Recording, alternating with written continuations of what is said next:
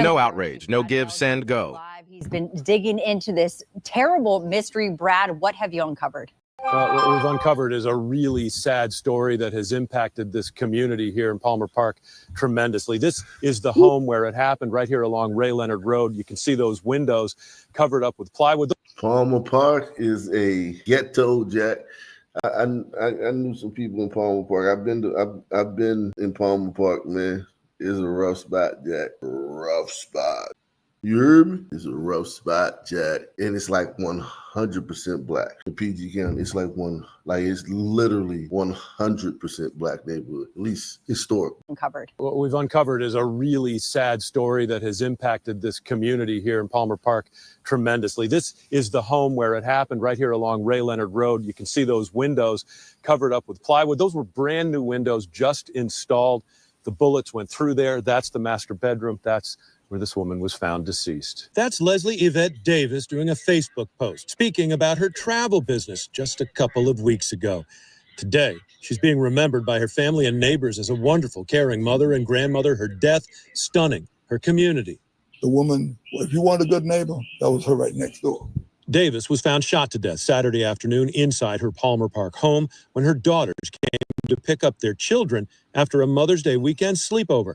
The 4 young grandchildren had been alone in the home with their deceased grandmother for hours after someone outside fired multiple shots through Davis's bedroom window. So no one called the police. No one called the police. Think about how common gunshots got to be for no one to have called the police. No one called the police. And I don't know if they have shot spotters in Palmer Park. It's kind of like a weird neighborhood. It's like isolated. It's like its own city. But think about that, yo. Think about that, yo. No one called the police. Davis was found shot to death Saturday afternoon inside her Palmer Park home when her daughters came to pick up their children after a Mother's Day weekend sleepover. The 4 young grandchildren had been alone in the home with their deceased grandmother for hours after someone outside fired multiple shots through Davis's bedroom window. The children unharmed. Police officially today saying they believe this was a targeted attack. But why remains a mystery to them and to the people who knew Leslie Davis.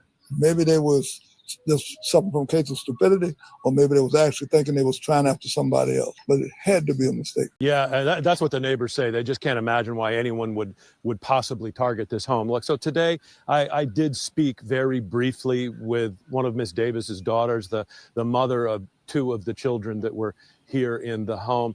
She was way too distraught to go on camera. You could hear her children inside. Her focus today was on taking care of them after this terrible tragedy. We're going to be back at 5 with more. These people think about this. I want you to think about this, guys. These women left their kids with their grandmother. They came back to get their kids. They seen the window shot out when they pulled up. They rush in the house and find their mother dead. The trauma, man. The trauma of living in Blackistan. And these motherfucking black women gonna get on TV. If you ever heard these black women talk, all they would talk about is white people and the police. If you ever heard those fucking women, even the grandmother who died, if you ever heard her talk, it would be about the police and white people and how evil the police and white people are. A Maryland family is grieving the loss of a grandmother and reverend who was shot and killed in her home Saturday afternoon while babysitting her young grandchildren. Leslie Yvette Davis lived in Landover across from the Prince George's Sports and Learning Complex.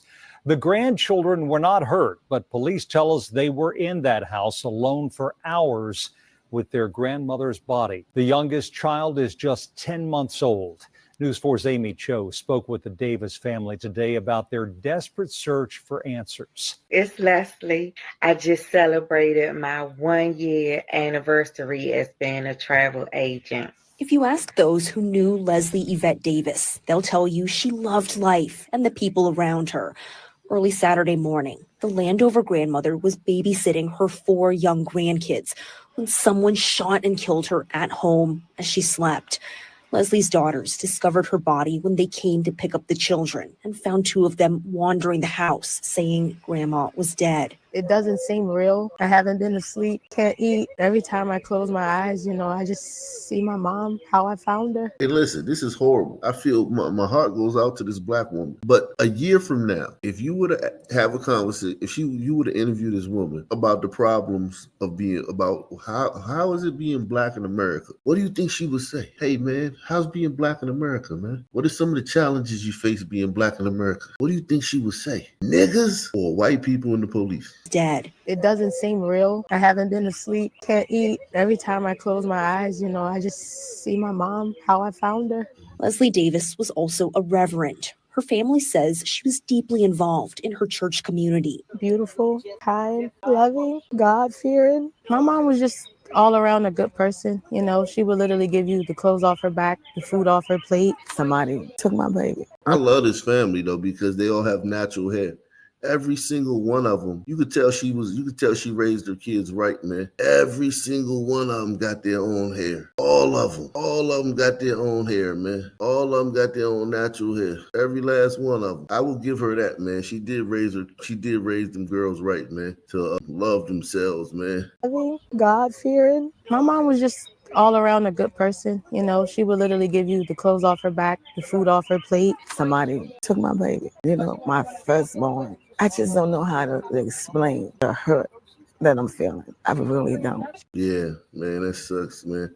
Goucho Low says, salute in nation. Here's something for Miss Rachel, for you and your kids. Great break from fatigue. Yeah, Miss Rachel, man. Shout out to Miss Rachel. My little son like her. Every time he see her face, he light up. Yeah, early stream today, man. Yeah, man. I'm not gonna be doing one tonight, man. I'm doing the daytime stream, man, because I'm in the Airbnb, man. She was a beautiful young lady. She always was friendly. I'm so used to her coming through here on Sunday morning saying, hey, Val.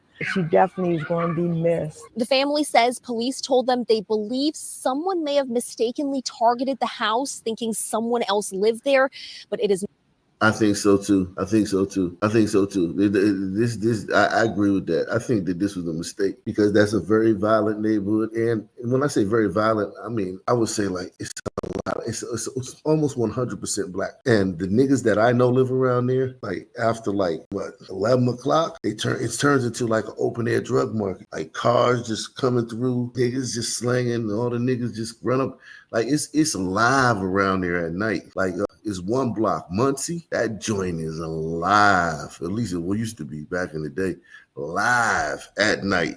I'm talking about live. Like, yo, what the fuck? Like live. The sales coming through. You hear me? The junkies coming through.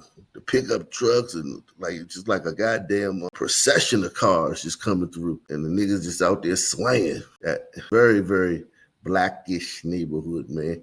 Salute to Scott Kelly, man. He says, you should apply for a pass at the presidential briefing. Your content is way better than the liberal media. Yeah, but make sure y'all hit the like button. Share these videos, man. Y'all gotta share these videos, man. Share it, man. Everybody share this video on your social media, man. It ain't no excuse now. Black fatigue. How can you not? I get y'all scared to share my videos before, but like now, on Twitter, videos like this is everywhere. We should have at least 20 people share this stream on their Twitter or on their Facebook. Videos like this is everywhere on Twitter and Facebook. Now, there's black fatigue. So you can't say, well, I don't want to share my videos. My friend's not going to like it. My friends from college that I don't speak to anymore ain't gonna like it. Everybody sharing videos like this. You can't go on Twitter without seeing these. Everybody sharing these videos. Press 1. Salute to Malik Quelly